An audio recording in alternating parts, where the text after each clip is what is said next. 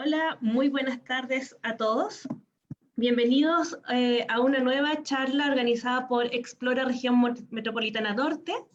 El día de hoy tenemos una invitada, ella es Bárbara Lenis, es bióloga marina del Instituto Milenio de Oceanografía y nos va a contar el día de hoy sobre el misterioso mundo de las profundidades.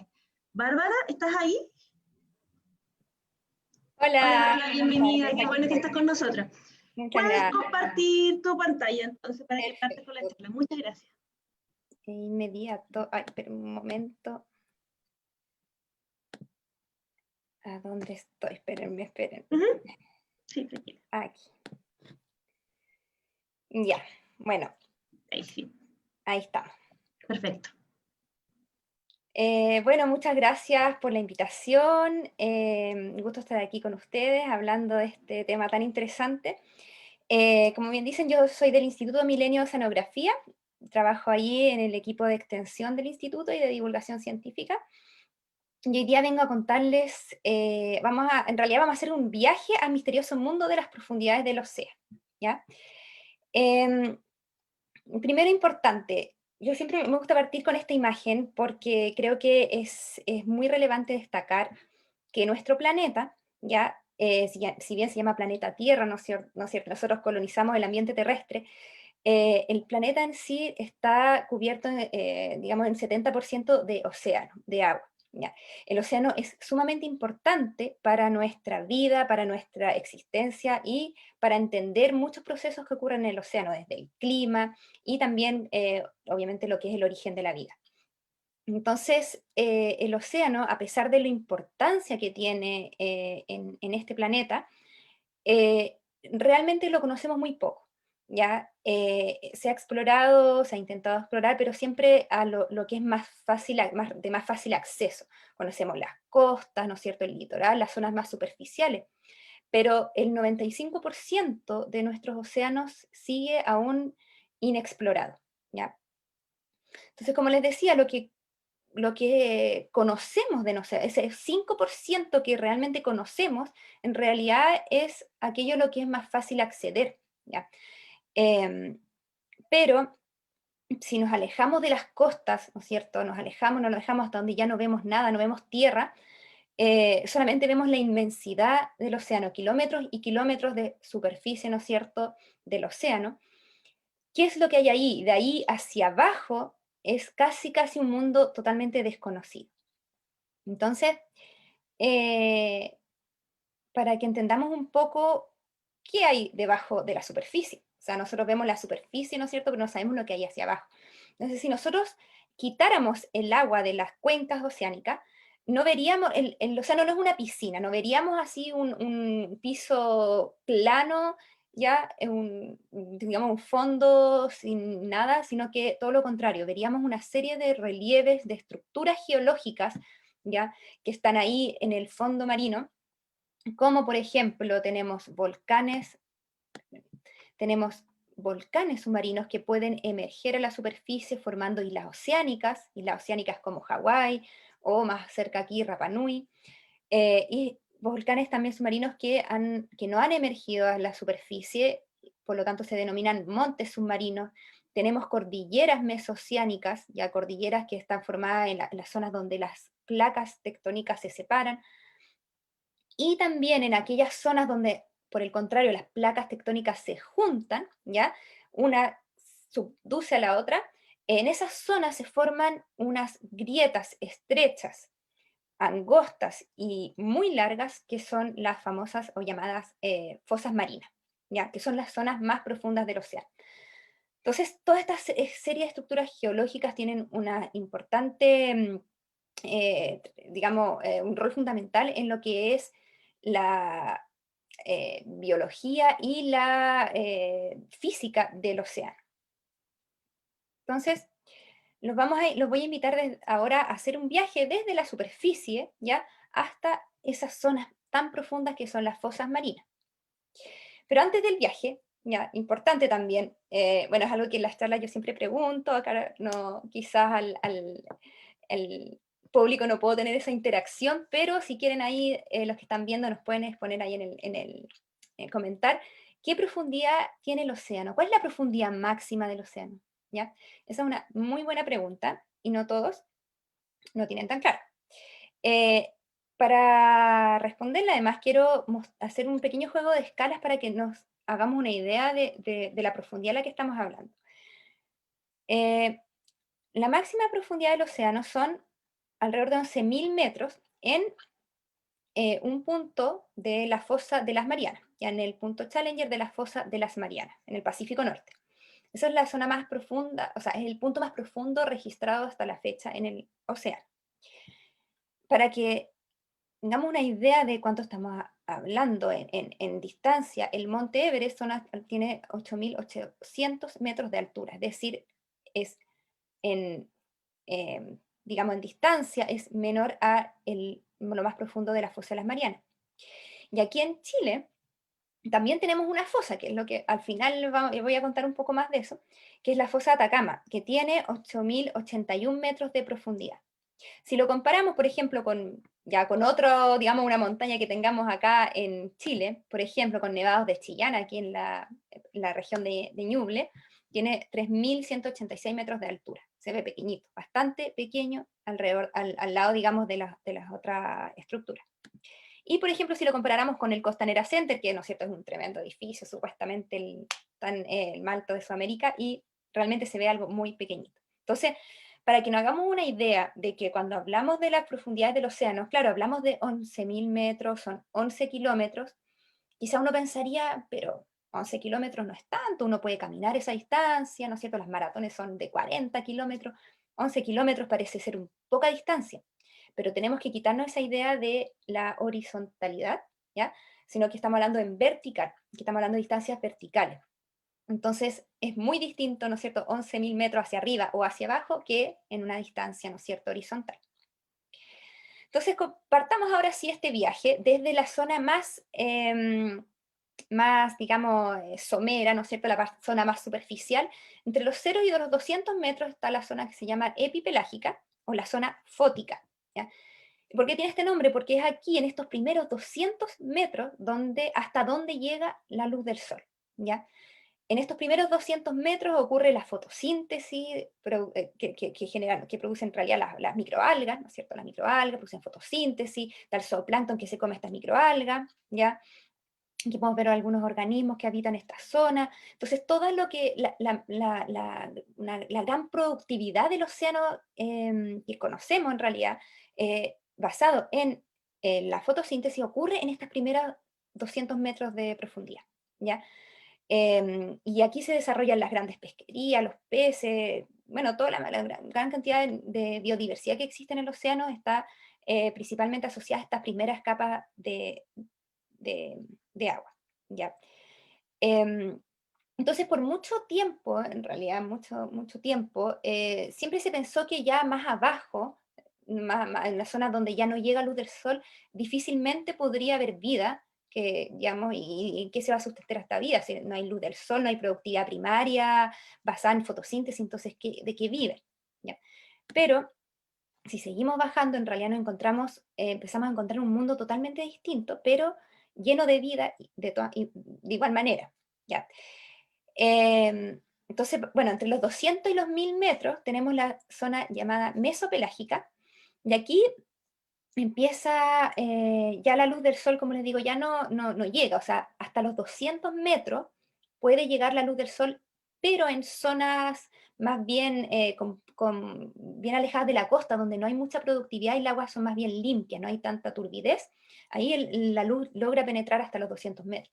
Pero ya a los 1000 metros ocurre algo que, particular en que, claro, es una zona en penumbra, porque todavía no hay una oscuridad absoluta, ¿ya? Pero la luz, la poca luz que ya alcanza, que llega, ya no es suficiente para hacer fotosíntesis. Entonces no hay organismos fotosintéticos, ¿ya?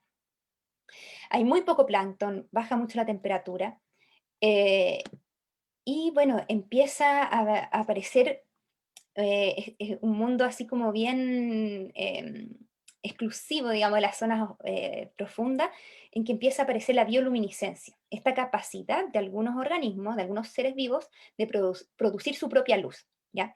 Y la bioluminiscencia tiene como, digamos, eh, varias razones, digamos, como, o ventajas para los organismos. Por ejemplo, puede servir para atraer a sus presas, ya para, por el contrario, escapar de los depredadores, para asustar a los depredadores, también para atraerse las parejas, ya para poder reproducirse. Entonces hay una serie de adaptaciones a través de la bioluminiscencia para sobrevivir en este ambiente tan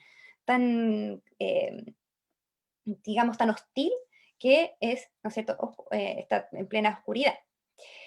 Y otra cosa también importante que ocurre, digamos, a medida que nosotros vamos descendiendo en el océano, por la columna de agua, como se dice, a medida que vamos descendiendo hay otra cosa también que va pasando, ¿no es cierto? Nos quedamos sin luz, baja la temperatura, hay menos organismos, menos abundancia, pero uno de los factores más importantes que afectan acá es la presión, ¿ya? Y la presión la podemos entender como el peso de toda el agua, digamos, el peso todo el agua sobre, ¿no es cierto?, digamos, los organismos. Em, para que nos hagamos una idea, a nivel del mar, en la superficie, nosotros aquí, cada uno de nosotros, estamos a una atmósfera de presión, que es la atmósfera, ¿no es cierto?, que tenemos sobre nosotros. A medida que vamos descendiendo, cada 10 metros de profundidad se suma una atmósfera de presión, ¿ya?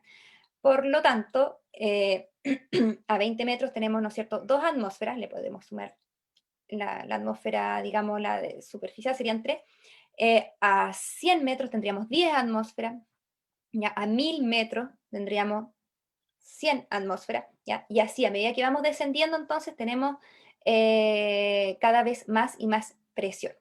Entonces, eso hace que además los organismos empiezan a adquirir cuerpos blandos, empiezan a tener los cuerpos de los organismos empiezan a cambiar también debido a su adaptación a la presión. Em, bueno, sigamos descendiendo ya entre los 1000 y los 4000 metros de profundidad. Aquí ya no hay nada de luz. La única luz que hay en esta zona es producto de la bioluminiscencia. Ya los organismos bioluminiscentes lo único que emiten luz, la única fuente de luz que se puede encontrar en esta zona. Muy poco plancton, por supuesto. Estamos hablando igual, piensen ustedes la inmensidad del océano, ya cuando yo les mostraba la primera imagen del planeta. Eh, es tan grande o sea, tiene un volumen tan amplio, ¿no es cierto? Que estar, por ejemplo, a 3000 metros de profundidad, en medio del Océano Pacífico, ¿ya? O sea, uno está por kilómetros y kilómetros a la redonda, digámoslo de alguna forma, de extensión que no varía prácticamente, ¿ya? O sea, oscuridad total. Entonces,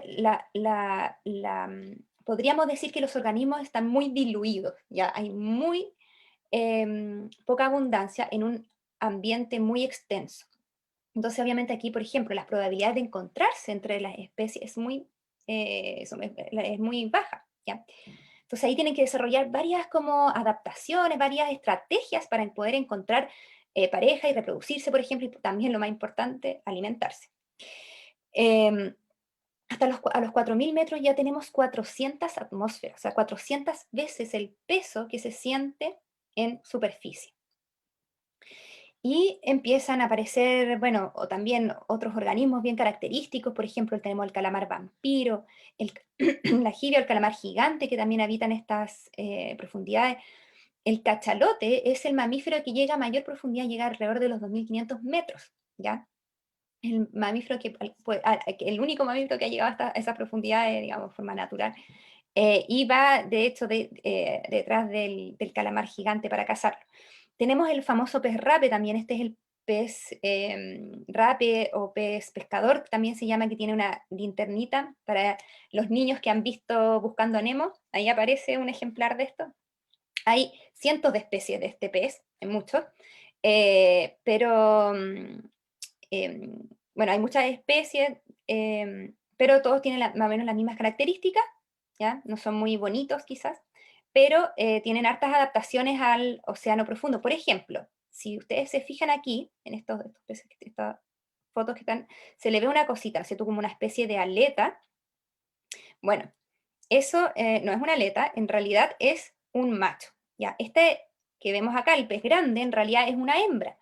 Y los machos ya se transforman en parásitos de la hembra. Ya una vez que un macho encuentra una hembra, se pega a ella y se convierte en un parásito, ya vive con la hembra para poder así asegurar la reproducción. O sea, esa es una de las estrategias que yo les comentaba antes, ¿no es cierto?, para poder, digamos, mantener la especie. Tan difícil encontrarse en este volumen de océano gigante, entonces tienen que pegarse el macho a la hembra para poder reproducirse.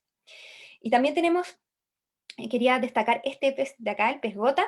Ya no sé si han visto esta fotografía, en algún momento lo catalogaron como el animal más feo del mundo. Y en realidad este pez está así porque lo sacaron desde su hábitat natural, o sea, él vive a 4.000 metros de profundidad, a una presión tremenda. Entonces, claro, este pez es casi pura, es casi su cuerpo es casi pura agua, ¿ya? Entonces, a esa presión, o sea, al sacarlo del hábitat donde vive a una grandísima presión y lo sacan a una presión muchísimo menor, su cuerpo es como que colapsa, ¿ya? Como que es como si se derritiera. Pero en su ambiente natural se ve así como en esta fotografía, ¿ya? Entonces, estos organismos están realmente adaptados para vivir a una cierta profundidad, a una cierta presión, ya fuera de la cual no podrían sobrevivir. Si seguimos descendiendo ya, nos acercamos ya a las zonas más profundas, entre los 4.000 y los 6.000 metros, imagínense, 400 y 600 atmósferas, ¿ya? Tenemos la zona avisopelágica, o la zona abisal, ya nuevamente otras especies muy, ¿no es cierto?, extrañas, nos parecieran bastante monstruosas, o sea, se dice que, no sé, los que hicieron Alien, por ejemplo, se inspiraron en estos organismos, estos seres, ya para crear la película. Entonces, de alguna forma han desarrollado estas estrategias que obviamente nos hacen ser quizás no tan, ¿cómo se puede decir?, atractivos, ¿no es cierto? Por ejemplo, estas bocas grandes y dientes muy grandes. También la mandíbula, por ejemplo, inferior, que tiende a ser un poco como más prominente que la superior. Entonces, claro, imagínense que estos organismos, hay tan poco alimento que nuevamente la evolución ha llevado a estas adaptaciones para aprovechar al máximo el poco alimento que hay. Entonces, por ejemplo, está de la mandíbula más grande, ¿no es cierto?, para que todo aquello que vaya, en materia orgánica que cae, la puedan capturar. Los dientes también que les permita a capturar la presa y que no se les arranque, ¿ya? También tenemos por acá el famoso pulpo Dumbo, bien famoso porque hay harta videos también en internet de este pulpo que tiene unas aletas que realmente parecen como las orejas de Dumbo, del elefante, que pareciera como si estuviera volando ahí en el agua. Em, bueno, también en la zona abisal tenemos las chimeneas hidrotermales, que son unas zonas bien especiales en el océano donde emerge agua a muy grandes profundidades, porque estuvo en contacto, es agua que está en contacto con la capa inferior de la corteza, que es donde está el magma. Entonces se calienta y sale a muy altas temperaturas y hay toda una biodiversidad de organismos ahí, todo un ecosistema que se sustenta en la productividad de esta zona, ya donde que hay bacterias que hacen quimiosíntesis. Hay distintos tipos de organismos que habitan aquí. ¿Ya? Tenemos, por ejemplo, el cangrejo yeti o las riftias. Estas son unos gusanos tubícolas, ya que hacen simbiosis con unas bacterias. Estas chimeneas están, como veíamos anteriormente, están 4.000, 6.000 metros, ya incluso pueden estar un poquito más, 3.000 metros, ¿ya? Pero ya bajo los 6.000 metros de profundidad entramos allá a otro terreno totalmente inexplorado, un terreno totalmente distinto, que son las fosas marinas, ¿ya? Como yo les decía al principio, estas fosas que se forman al chocar las placas tectónicas, como ocurre aquí en las costas digamos, no tan en la costa, pero aquí en Chile, ¿no es cierto? Nosotros estamos justo en un borde de convergencia de placas, en una zona de subducción, donde la placa, ¿no es cierto?, de Nazca se hunde debajo de la placa sudamericana, ¿ya? Y aquí en esta zona, ¿no es cierto?, es donde entonces se forman esta fosa, en este caso nuestro, digamos, la fosa de Atacama, ¿ya? Y es esto también, este choque de placas, también lo que explica la formación de la cordillera y, por supuesto, también, ¿no es cierto?, que seamos un país tan sísmico. Entonces, estas zonas de las fosas marinas, ¿ya? Es la llamada zona adal o adopelágica, que dedica en el fondo su nombre al dios Hades, que es el dios del inframundo, ya de las tinieblas. Aquí la expresión ya es realmente impresionante, o sea, a 10.000 metros de profundidad tenemos 1.000 atmósferas. Imagínense ustedes algo que pese 1 tonelada, ¿ya? Un peso de 1 tonelada o en un centímetro cúbico, perdón, en un centímetro cuadrado, es decir, en la punta de un dedo. ¿Ya? Ese es el peso que se siente a 10.000 metros de profundidad. ¿Ya? 1 tonelada en la punta de un dedo. Eso es como menos la equivalencia para que nos hagamos una idea del efecto de la presión. ¿Ya? O sea, a lo que están sometidos los organismos que viven ahí.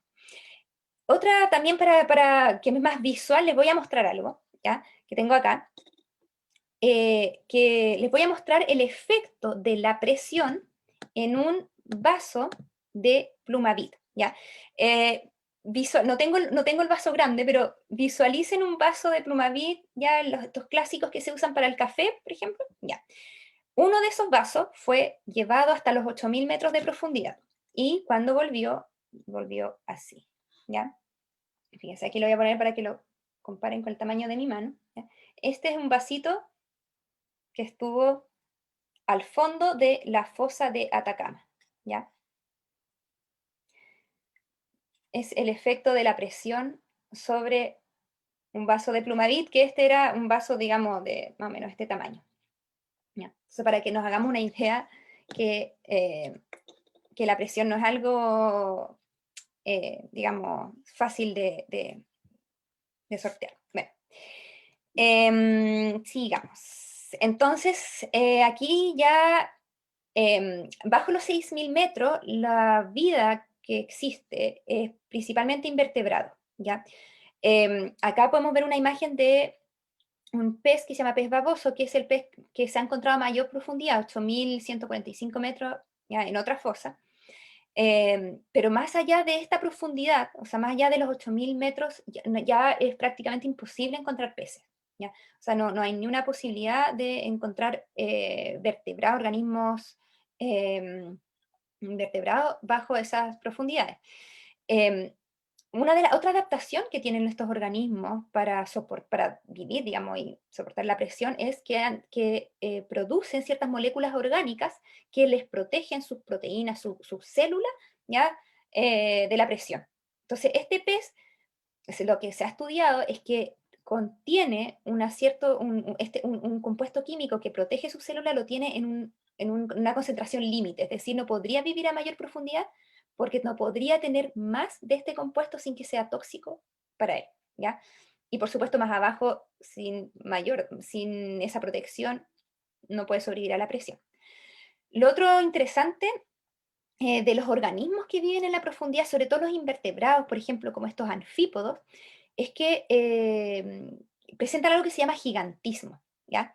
Que es algo muy poco usual, también se ve de repente en ambientes extremos, como en la Antártica, también se ve de repente que hay organismos que crecen, muestran unos tamaños más mayores a los normales, ya, y estos anfípodos que en sus primos, digamos, en la superficie miden poquitos milímetros, aquí en estas profundidades pueden llegar hasta 20 centímetros de tamaño, ¿ya?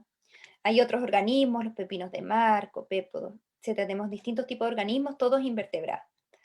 Acá, bueno, esta es una especie, es una ilustración que resume un poco los organismos más característicos o que más se conocen del océano profundo, pero hay que entender igual que, acuérdense que conocemos el 5% de nuestro océano, ¿ya? Y obviamente lo que menos conocemos es lo que hay abajo en estas profundidades. Por lo tanto, estos son los organismos que se han encontrado, que se han descrito, pero hay muchísimas especies que todavía por descubrir, ya que no se conoce, que no se han visto, y además es muy difícil estudiar estos organismos porque la mayoría de ellos eh, se pueden estudiar ya sea por cámara, o sea, viéndolos a través de una cámara a esas profundidades.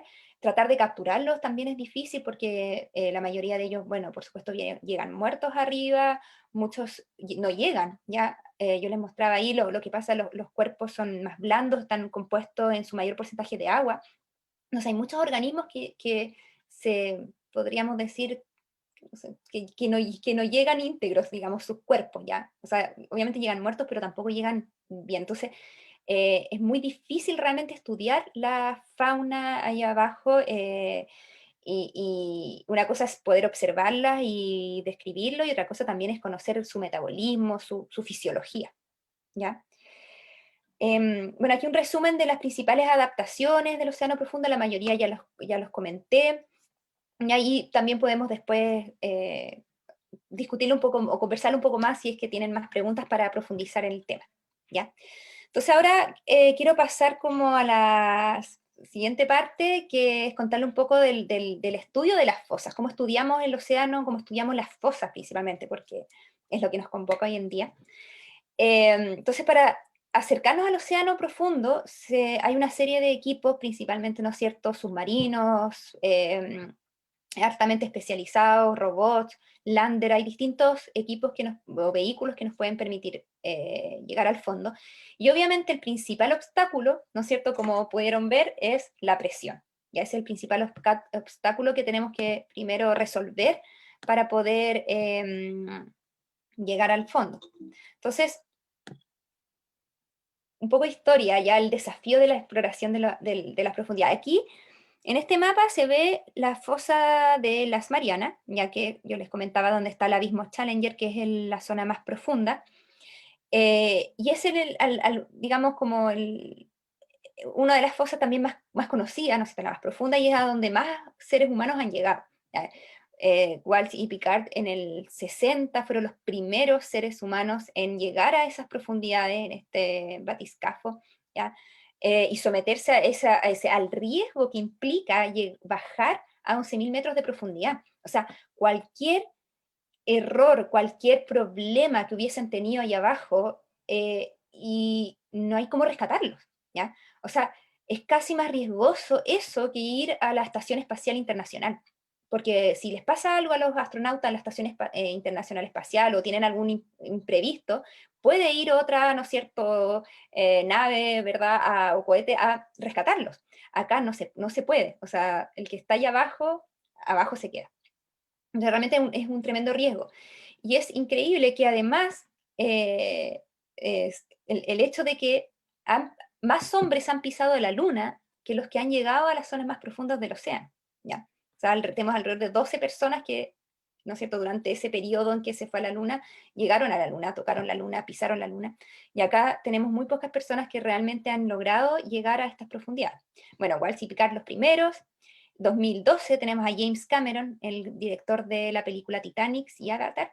Él fue el primero en bajar en solitario, ¿ya?, en este vehículo submarino. Él iba aquí en una cápsula muy pequeña y llegó también a la zona más profunda del océano. Pueden buscar su documental también, que es muy entretenido de su viaje. Y más recientemente, el 2019, Víctor Vescovo y este año Cathy Sullivan también llegaron a las zonas más profundas de la fosa de las Marianas. Víctor además, empresario, él está liderando, digamos, un proyecto que se llama Five Depth, que sí, Five Tips, que busca en realidad llegar, o buscaba, porque ya lo lograron, llegar a los 5 puntos más profundos del planeta, y él bajó a estos 5 puntos, y uno de ellos, por supuesto, era la fosa de las Marianas, y Cathy Sullivan, que además, ella es la primera, digamos, persona que llegó, hizo una caminata espacial, es decir, de astronauta pasó a llegar a la zona más profunda del océano. Ya estaba en el espacio y también en el fondo de la fosa de las Marianas. Y ellos son las personas, o sea, estamos hablando, ¿no es cierto?, 1, 2, 3, 4, 5 personas que han llegado a los puntos más profundos del océano. ¿Ya? Pero no tenemos que seguir pensando en el hemisferio norte, ahora tenemos acá nosotros también la fosa de Atacama, o sea, no tenemos que ir tan lejos para encontrarnos con este tipo de ambientes y estos ecosistemas. Aquí en Chile tenemos la fosa de Atacama, yo no sé, ya les explicaba cómo se formó, dónde está ubicada, y tenemos el punto más profundo de la fosa de Atacama, ubicado frente a Antofagasta. Esta es una simulación de la fosa de Atacama, ¿ya? Para que ustedes igual se vean cómo es de estrecho realmente esta zona, o sea, estas son verdaderas trincheras, grietas, ¿ya? Muy profundas y muy estrechas. A la medida que se va oscureciendo el color, digamos, el color más oscuro corresponde a profundidades mayores. Y esta es una simulación real hecho en el trayecto de una embarcación por la fosa de Atacama, en una expedición que se llama Atacamex, que ya les voy a contar más detalle. ¿Ya? Y esto se hizo con equipos acústicos, como el Ecosonda, que va haciendo el análisis del fondo y después hacen esta reconstrucción en 3D del fondo de la fosa. ¿Ya? Entonces, además, para destacar también, la fosa Atacama, a pesar de que es la número, está por ahí por el número 10 en profundidad, ¿ya? O sea, como más o menos la número 10 dentro de las más profundas, pero es número 1 en extensión, es decir, es la fosa más larga del planeta, ya alrededor de 6.000 kilómetros, nace alrededor de ahí, por el norte de Perú hasta el centro-sur de Chile. Pero, como ustedes mismos vieron en ese video, no es una, no es una, no es cierto, no es una grieta con una sola profundidad, o sea, tiene zonas más profundas, más someras, ¿no es cierto?, más superficiales. Entonces, el punto más profundo es frente a Antofagasta, ¿ya? Y ahí es donde esta expedición Atacamex fue, durante el verano del 2018, a estudiar esta zona, ¿ya? A registrar en realidad la profundidad, porque se sabía que por ahí estaba el punto más profundo, pero no se tenía claro cuál era la profundidad real. Y el 2018, un equipo de científicos del Instituto Milenio de Oceanografía, donde trabajo yo, llegaron con este equipo, Lander, que lo bautizaron como Audacia, y el Lander Audacia logró registrar la profundidad máxima, que son 80.000, o sea, 80.000, claro, 8.081 metros de profundidad, digo. Si se fijan en esta imagen, acá ya hay una malla roja, bueno, ahí eso es como nota aparte, ahí van los vasitos, por si acaso, ¿ya? Los vasitos hay que llegaron pequeñitos. Entonces, ¿qué es un lander? Cuando hablamos de lander, es como, lander, bueno, una palabra en inglés, que es como de aterrizar, ¿ya? Se refiere como a aterrizar en la Tierra. ¿Cómo funciona este equipo? Es muy básico, es un vehículo no tripulado, ¿ya? Y tampoco es un robot, sino que es un vehículo que baja por caída libre, tiene un peso, 30 kilos, ¿ya? Y simplemente se deja caer, no va con ningún tipo de cable amarrado, nada, solamente se deja caer y cae, ¿no es cierto?, por caída libre, por gravedad, hasta el fondo, cuando toca, ¿no es cierto?, los pesos el fondo, y lleva una serie de sensores, bien, aquí se ven unas botellas. Voy a seguir explicándoles mientras les muestro este video. ¿ya? Aquí se ve un poco como el resumen de lo que es la operación del despliegue del lander. Este es el barco, el buque Cabo de Hornos de la Armada de Chile, ¿ya? Por ejemplo, estas son unas esferas donde va toda la parte electrónica adentro, y además le ayudan a darle flotabilidad. Voy a poner un poco de pausa para ir explicando. El lander, como les decía, baja con estos 30 kilos de peso, pero cuando pierde ese peso, el lander flota, ¿ya? Gracias a estas esferas de, de vidrio, digamos, todo esto hay que recordar que estos materiales son materiales que aguantan y han sido sometidos a prueba de presión, ¿ya? Entonces aguantan unas altísimas presiones. Entonces todas estas esferas le dan la flotabilidad al lander, ¿ya? Entonces su sistema se basa en que una vez que ya tomó las medidas que uno quería que tomara, las muestras de agua, llevaba una cámara, entonces grababa todo, uno le manda una señal y el lander lo que hace es soltar el peso, esos 30 kilos, y como tiene flotabilidad positiva, sube, ¿ya? Bien, entonces tiene, como les decía, sensores. Él, que está ahí, él es Kevin Hardy, que fue el ingeniero que construyó, al que digamos, como que le mandamos a construir, digamos, este equipo. Y Kevin Hardy, además, importante destacar, él es muy amigo de James Cameron. De hecho, Kevin Hardy participó en la expedición de James Cameron y también fue el que construyó los landers que acompañaron a James Cameron en la fosa de las Marianas. Aquí se ve el peso, aquí se ve el lander, aquí lleva una trampa. Al chocar el fondo, en el fondo esta trampa se despliega, cae, ¿ya? Y le colocaban ahí carnada, entonces llegaban los organismos ahí a comer. Se ven estas botellas de agua para recolectar agua, y llevan un equipo para medir temperatura, salinidad, oxígeno. ¿Sí? Y como les decía, una cámara. Esos son como el equipo completo del lander, ¿ya? Entonces, como les decía, simplemente se deja caer y luego, por flotabilidad positiva, pierde el peso y sube, ¿ya? Entonces, esto se realizó el 2018, en enero. En marzo hubo otra expedición, se lanzó y recuperó varias veces el lander, ¿ya?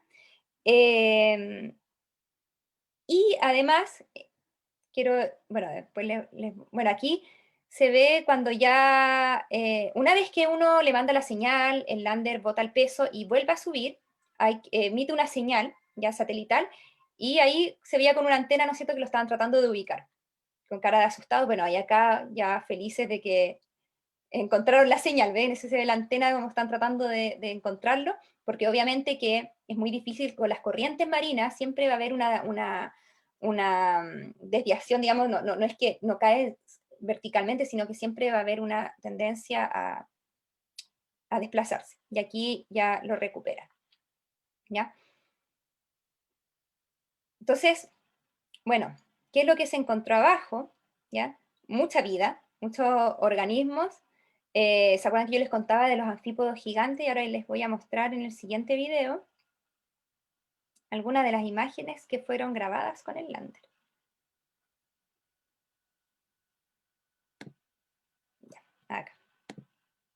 Entonces, aquí está la trampa que yo les comentaba. Adentro había un trozo, digamos, de pescado, y ahí se ve la cantidad de organismos que se acercan, ¿ya? Y entraron aquí a la trampa a comerse, digamos, ese bocado, digamos, totalmente inesperado. O sea, hay que pensar ahí que realmente en muy poco alimento, entonces que les llegara un pescado completo, o sea, era una tremenda fiesta, ¿ya? Y estos son los anfibios, son realmente gigantes, o sea, esos son muy, muy grandes, de un tamaño muchísimo mayor al que se acostumbra a observar aquí en superficie, estos organismos, ¿ya? Y bueno, los que le estaba adelantando un poco, todas estas imágenes que ustedes vieron fueron documentadas, digamos, a bordo para, de hecho, producir un documental que se llama Atacamex, ¿ya? Explorando lo desconocido. Aquí les dejo el link para invitarlos a disfrutar de este documental. Y bueno, y nada, destacar en realidad que esto fue realmente un hito a nivel no solo nacional, sino también internacional, salió en todos los medios, porque primera vez un equipo de científicos nacionales lograron llegar por primera vez a la zona más profunda de nuestro océano, de nuestro mar, digamos, como chileno. Entonces algo realmente muy, muy importante y muy... que debemos compartirlo con todos, porque no es solamente nuestro como instituto, sino que también es de todos nosotros, todos los chilenos. ¿Ya? Así que los dejo muy invitados a ver este documental aquí de forma gratuita, online, en ondamedia.cl. Ahí en la parte de documentales lo pueden encontrar. Muchísimas gracias. Muchas gracias, Bárbara, por tu súper interesante y hermosa presentación, de verdad, muy interesante. No me canso de escucharte. Bárbara, tenemos varias preguntas y bueno, un mensajito primero. Aquí tengo a Mili Yáñez, dice, te ves muy joven y sabes tanto, un mundo desconocido, felicitaciones por tu charla y has aprendido muchas cosas con esta charla, así que me sumo a su agradecimiento. Ay, gracias, muchas gracias. Y aquí hay una pregunta interesante, también me queda la duda a mí. ¿Cuál es la especie submarina de las mencionadas es la que más te fascina a ti? ¡Ah! ¡Qué buena pregunta! Uy, es que es difícil porque es que son, a ver, yo creo que, bueno, así como, si ustedes se fijan acá, estas son ilustraciones, esa es la ilustración de un pulpo Dumbo, esos son bien bonitos, pero yo creo que, ¿qué más me fascina? Pucha, no sé, igual los anfípodos gigantes, es que ¿saben qué? Le voy a comentar algo. Mira, yo, por ejemplo, tengo una chica del instituto que trabaja con anfípodos. Y para estudiar los anfípodos, ella trabaja con anfípodos desde superficie. Para trabajar con los anfípodos, tiene que trabajarlo mirándolos en las lupas. Estas lupas grandes, sofisticadas, que son como microscopios, pero que no tienen tanto aumento. Porque son realmente, de verdad, muy, muy pequeñitos los anfípodos. Entonces ella tiene que contar las patitas, las antenitas y sabe identificar la especie. Pero imagínense ustedes que a ella le llegaron anfípodos gigantes, o sea, lo que ella está acostumbrada, lleva años mirando en una lupa de este tamaño, le llegó así, uno de este tamaño. O sea, el impacto de ver algo que real, es como, imagínense usted ver una hormiga grande, es monstruoso, es como, llega a dar susto. Entonces, no sé si tengo alguno favorito, pero sí me sorprendió mucho al ver esos anfípodos gigantes, porque realmente da susto, cosas que uno las describe o las ve de forma tan pequeñita, verlos en grande, de verdad que parecen aliens. Pero sí, difícil tener uno favorito.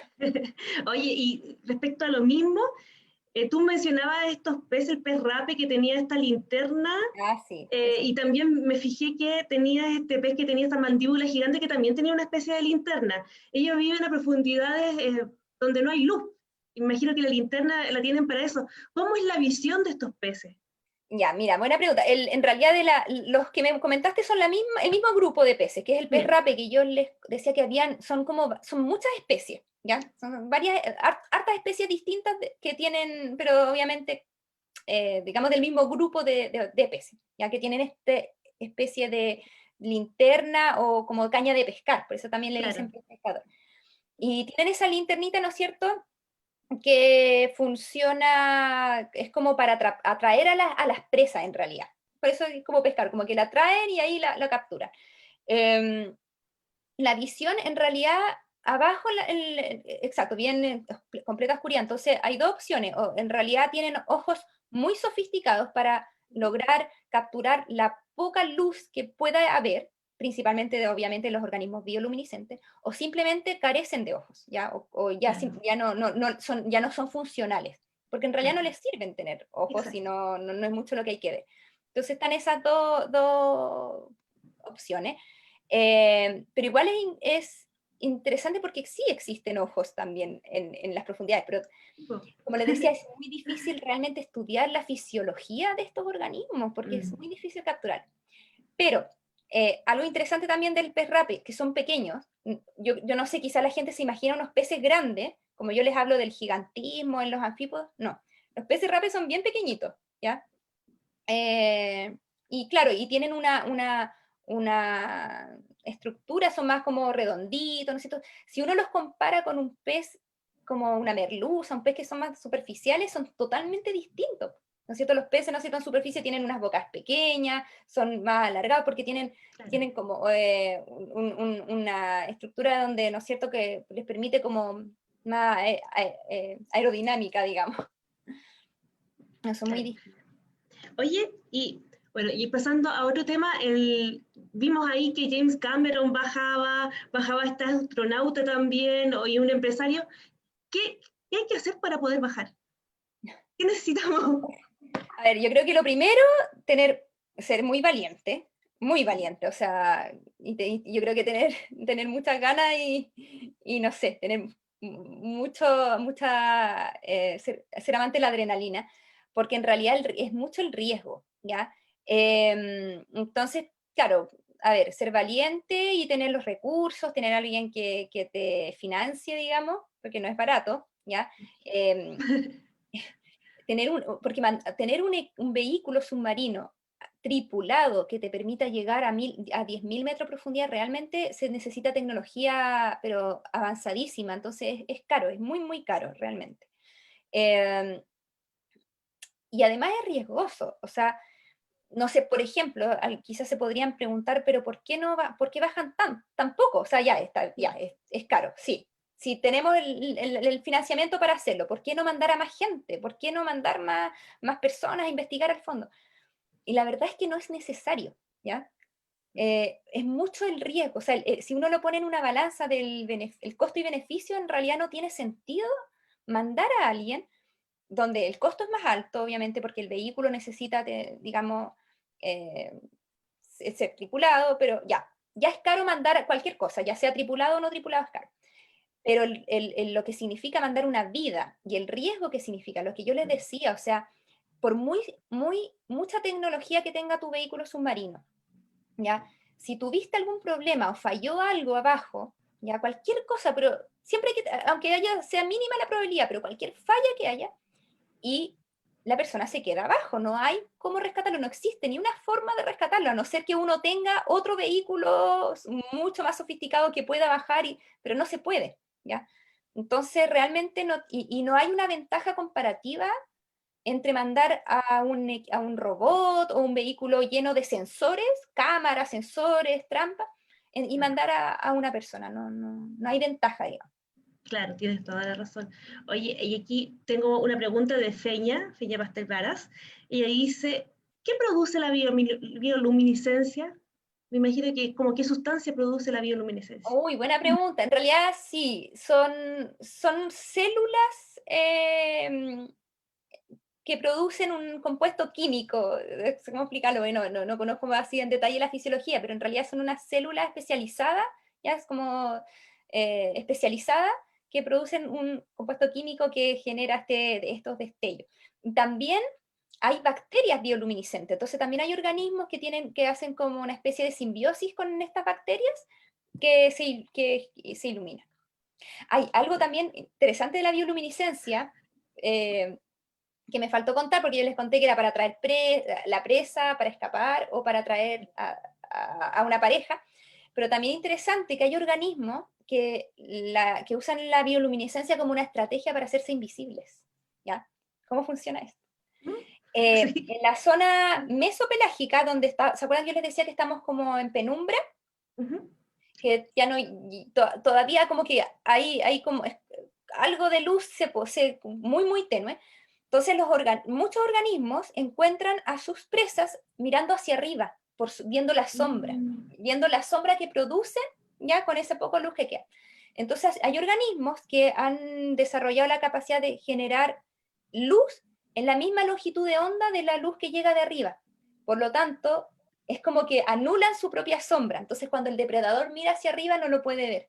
¿Te fijas? Claro, qué inteligente. Sí, no, sí, la evolución es Sí, la maravillosa. evolución es muy... Oye, y también ella misma pregunta, ¿en qué están enfocados los estudios actuales de la biología marina? Uy, es como bien amplio. Sí, me De la imagino. biología, uf, a ver, es que lo que pasa es que es súper amplio, no sé. Mira, ¿Mm? No, a lo dale. mejor le puedes contar qué estudia un biólogo marino, porque puede ser interés en Claro. saber qué. Mira, es súper amplio el campo, o sea, hay que mirar el océano es una inmensidad de temas, de áreas, o sea, por ejemplo, yo en mi caso yo hice un magíster en oceanografía y trabajo en el Instituto Milenio de Oceanografía, donde estudiamos, por ejemplo, todo lo que tenga relación con el calentamiento global o cambio climático, Claro. el efecto en el océano, por ejemplo, que eso es una línea súper importante que se está dando harta prioridad hoy en día al estudio del océano, ¿cierto? Toda la parte que es los efectos del calentamiento global, como lo que es el cambio en el clima, cambio en los patrones de corriente, en la desoxigenación, es decir, el océano está perdiendo oxígeno, se está acidificando, el océano se está volviendo cada vez más ácido, entonces ahí hay mucho que estudiar. Por otro lado, procesos como de mesoescala que se llaman, que son la formación de remolinos, que se ha visto también que transportan nutrientes y organismos desde las costas hacia el océano abierto. Em, También corrientes a escalas más mayores, digamos, hay procesos de distintas escalas de espacio-temporales. También los procesos geológicos, también se estudia y existe la oceanografía geológica que estudia el océano, cómo era el océano en el pasado, el clima en el pasado. Y bueno, por supuesto, el océano abierto, que es una rama que por lo menos aquí en Chile es nueva, o sea, nadie antes en Chile había tenido la inquietud de estudiar el océano profundo, ¿ya? Y así nace también este instituto, porque una de las líneas de investigación del instituto es el océano profundo, ¿ya? Y es el único centro, el único grupo de investigadores que en este momento están estudiando el océano profundo. Y a mí nos pregunta, ¿hay estudios en Chile sobre el efecto del petróleo en la fauna marina por embarcaciones hundidas? Mira, buena pregunta. Sí, excelente pregunta. Sí, es como bien específico. Que yo conozca estudios así, algo tan específico que eso, no lo conozco, la verdad. Desconozco si Claro. existe, ¿ya? Solamente están estos Eh, estudios de derrames de petróleo, a lo mejor, ¿no? claro, sobre la fauna, pero de los que están hundidos, Hundido. no, difícil. Pero es muy buena pregunta, y además que sería súper interesante. El tema también es lo que hablamos al principio, o sea, acceder a esos lugares. Hay barcos hundidos que cuando están a miles de metros de profundidad es súper difícil lograr llegar a ellos. Em, pero también y ahí hay otra línea importante de investigación en las ciencias del mar en general, que es toda la parte de la contaminación, ¿ya? Claro. Contaminación en todo su espectro, porque tenemos contaminación no solo, por ejemplo, por ¿no es cierto?, petróleo o combustible, sino que también la contaminación por plástico, la contaminación acústica, ¿ya? O sea, ahí también hay mucha gente que ya está entrando como a tomar como línea de investigación esas temáticas. Claro. Oye, y ya yendo a la parte más de las características de estas fosas profundas, eh, hablamos de que son muy oscuras, pero por ejemplo, ¿qué temperatura tienen o cómo es el nivel de salinidad de esas fosas? Yo me imagino de la temperatura porque debe estar más cerca del centro de la Tierra. Entonces, Ah, a lo mejor ya. tienen alguna temperatura más alta o no. Mira, súper interesante la pregunta por dos cosas. Primero, yo creo que en realidad estamos súper lejos, o sea, está súper lejos del centro de la Tierra, eso es importante. Porque hay que considerar que estamos hablando, claro, 11.000 metros de profundidad, es muy profundo. Pero si ustedes, si hicieran, yo los invito a hacer como ¿Mm? ahí cálculo matemática, a ver, en realidad la capa que corresponde al océano, del océano, o sea, en grosor, qué porcentaje es del planeta completo, ¿ya? Por ejemplo, yo una vez hice el ejercicio, me acuerdo, si pudiéramos hacer una Tierra de 8 centímetros de diámetro, ¿ya? Ujú. Una Tierra de 8 centímetros de diámetro, que es como una bolita, digamos, ya no, un poquito más grande, una cosa así. No, perdón, sí, de 8, sí, 8 centímetros, ¿ya? El grosor del océano sería de como 60 micrómetros. O sea, estamos hablando Mm, como de 0, ah, no sé, 0, nada. 0,006 centímetros, una cosa. Realmente sería muy, muy, muy, muy, muy, muy delgado. Entonces, en realidad estamos muy lejos del centro de la Tierra, que Claro. son cientos de kilómetros, ¿ya? Eh, la temperatura en el fondo es muy baja, ¿ya? Porque obviamente no hay luz del sol, porque finalmente la superficie, ¿no es cierto?, se calienta por la luz del sol. En el océano profundo estamos hablando de, por ejemplo, bueno, a ver, de entre 0 a 2 grados de temperatura, pero lo interesante de la temperatura es que se ve que a medida que se desciende va bajando, va bajando, va bajando, pero en las zonas más profundas la temperatura es un poquito más alta de lo que debería ser, ¿ya? Y eso por Mm. efecto de la presión. O sea, Ah, la ya. presión es tan alta que hace que la temperatura sea uno o 2 grados más alta de lo que debería ser realmente, ¿ya? Claro. Oye, aquí está Jocelyn Ferreira, está con su hija, se llama Sofía, su hija está súper impresionada con todo lo que está aprendiendo ahora y tiene Ah, preguntas, tiene muchas ya. preguntas aquí y dice, ¿qué especie de animal habita en lo más profundo del océano y qué profundidad alcanza el océano en Chile? Ya. Bueno, como le habíamos dicho, ¿no es cierto?, anteriormente, que en la zona más profunda de nuestro océano aquí en Chile es en la fosa Atacama, y son 8.081 metros de profundidad, ya que fue, ¿no es cierto?, registrado con el lander Audacia frente a Antofagasta, y ahí está el punto más profundo. ¿Y qué habita en esas zonas? Bueno, como ya la habíamos visto, ¿no es cierto? Por ejemplo, tenemos los anfípodos gigantes, tenemos distintos tipos de organismos invertebrados, tenemos algunos gusanos marinos, los holoturios, tenemos distintos organismos, pero a ver, por ahí se veía la imagen, pero principalmente invertebrados, ¿ya? Em, por acá, ya tenemos, por ejemplo, estos son los pepinos de mar, ¿ya? Que son primos de las estrellas de mar, por ejemplo.